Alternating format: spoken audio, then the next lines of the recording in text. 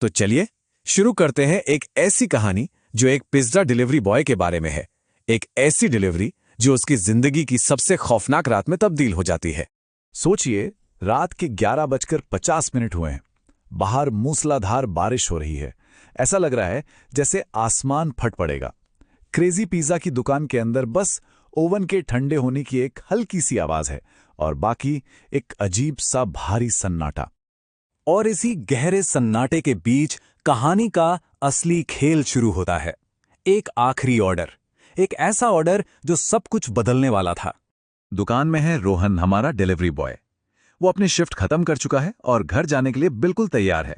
Raincoat पहना हुआ, helmet हाथ में, बस निकलने ही वाला था कि दुकान के टैबलेट पर एक ऑर्डर की तीखी आवाज गूंजती है। मैनेजर स्क्रीन की तरफ देखता है और उसका चेहरा एकदम से पीला पड़ जाता है। वो रोहन से कहता है, एक लास्ट ऑर्डर है, ये तो जाना ही पड़ेगा रोहन।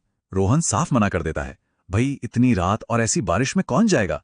पर मैनेजर की आवाज में एक अजीब सी घबराहट थी जो रोहन को भी महसूस हुई। अब रोहन तो मान नहीं रहा था, तो मैनेजर ने अपना आखिरी दाव खेला। एक ऐसा ऑफर जिसे रोहन ठुकरा नहीं सका। पूरे 500 रुपए की टिप। 500 रुपए? मतलब इतनी बड़ी रकम से तो रोहन का पूरे दिन का पेट्रोल और खाने पीने का खर्चा आराम से निकल जाता। और बस इसी लालच ने उससे वो फैसला करवा दिया जिसका पछतावा उसे शायद जिंदगी भर होने वाला था। रोहन हार मानकर पूछता है, ठीक है, लोकेशन क्या है? मैनेजर एक पर्ची उसकी तरफ बढ़ाता है। रोहन जैसे ही उस पर्ची पर लिखा पता पढ़ता है, उसकी आंखों में डर साफ दिखने लगता है। पता था, मुक्तिधाम शमशान घाट, गेट नंबर 2, पुराने बरगद के नीचे। रोहन लगभग चिल्ला ही पड़ता है, सर, शमशान में पिज्जा? कोई मजाक कर रहा है क्या? लेकिन मैनेजर उसकी आंखों में देखे बिना बस इतना कहता है कि पेमेंट हो चुकी है, डिलीवरी तो करनी पड़ेगी। और बस यहीं से कहानी का दूसरा और ज्यादा डरावना हिस्सा शुरू होता है। शहर की रोशनी से दूर शमशान की तरफ जाने वाला एक भयानक सफर।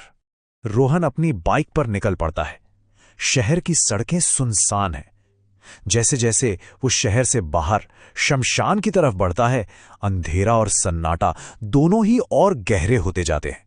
और तभी अचानक उसे महसूस होता है जैसे उसकी बाइक भारी हो गई है। पीछे एक अजीब सा वजन महसूस होने लगता है। उसका दिल तेजी से धड़कने लगता है। एक ख्याल उसके दिमाग में बिजली की तरह कौंधता है, क्या क्या पीछे कोई बैठा है? वो घबराकर साइड मिरर में देखता है, पर वहां घने अंधेरे के सिवा कुछ नहीं था। वो खुद को समझाता है कि यह सिर्फ उसका वहम है, लेकिन वो भारीपन का एहसास वो उसका पीछा नहीं छोड़ता। जब रोहन की नजर अपनी कलाई घड़ी पर पड़ती है तो उसके रोंगटे खड़े हो जाते हैं। घड़ी में ठीक रात के 12 बज रहे थे और सामने मुक्तिधाम शमशान घाट का वो बड़ा जंग लगा हुआ लोहे का गेट दिखाई दे रहा था। रोहन इतना डर चुका था कि वो बाइक से उतरा भी नहीं। गेट के बाहर से ही उसने आवाज लगाई, हेलो पिज्जा डिलीवरी। कोई जवाब नहीं आया। फिर उसने हिम्मत करके कस्टमर को फोन मिलाया और जैसे ही फोन मिलाया उसकी रीढ़ में एक ठंडी लहर दौड़ गई। फोन की घंटी उसके फोन से नहीं बल्कि शमशान के अंदर से आ रही थी।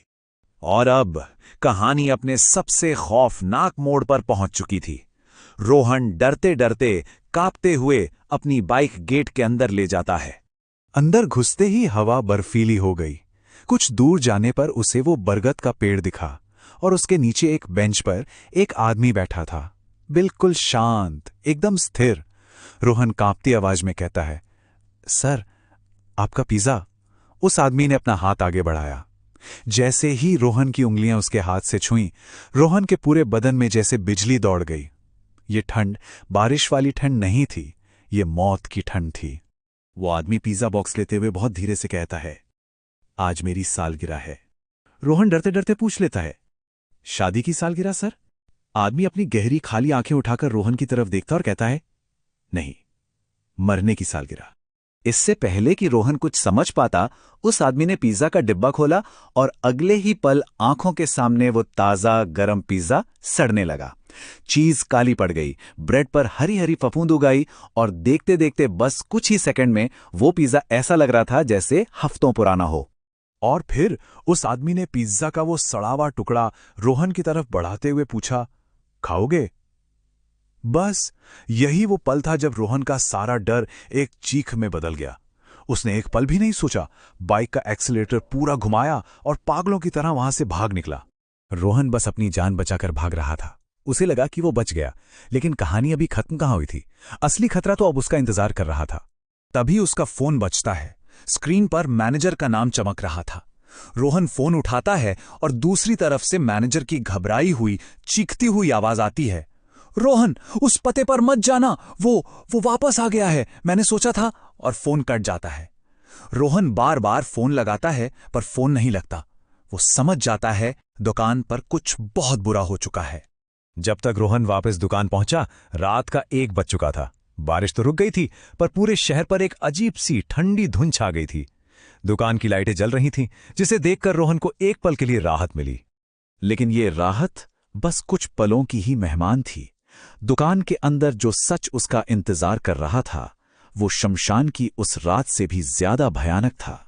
दुकान में मौत जैसा सन्नाटा था। रोहन डरते डरते काउंटर के पीछे झांकता है और उसका खून जम जाता है।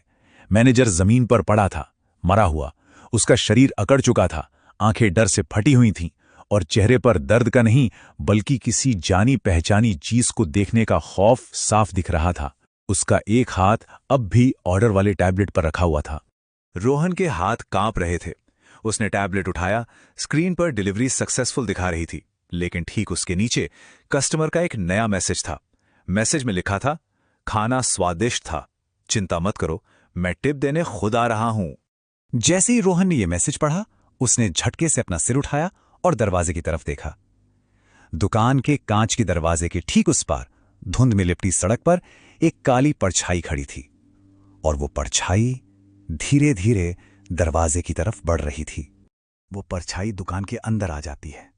ये वही कीचड़ में सना हुआ आदमी था। वो रोहन के बिल्कुल करीब आता है और अपनी ठंडी सड़ी हुई आवाज में फुसफुसाता है, पहचाना नहीं? तुम्हारे मैनेजर ने तो फौरन पहचान लिया था। पिछले साल ठीक इसी रात एक पिज्जा डिलीवरी को लेकर हमारा झगड़ा हुआ था। वो एक कदम और आगे बढ़ता है, और उस झगड़े के बाद तुम लोगों ने मुझे यहीं दुकान के पीछे दफन कर दिया। और फिर वो अपना आखिरी दहला देने वाला सवाल पूछता है, सिर्फ एक पिज्जा की वजह